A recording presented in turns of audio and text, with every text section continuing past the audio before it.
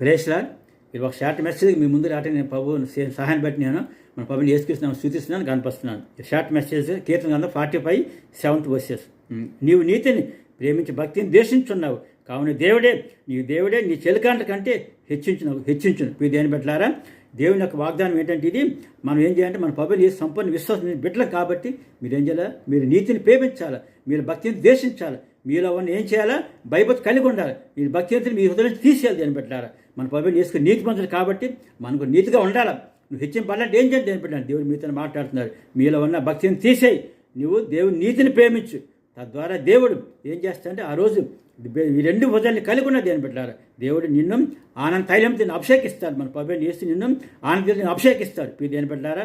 ఇప్పుడు ఈ రోజు నుంచి ఒక నిర్ణయం తీసుకో. నువ్వు దేవుడు నీతిని ప్రేమించు, భక్తిని తీసే నీ దగ్గర నుంచి. దేవుడు నీ బంధువుల మధ్యలో నేను గొప్పగా నేను హెచ్చించి దేవుడు నేను హెచ్చిస్తాడు. దేవుడి వాగ్దానం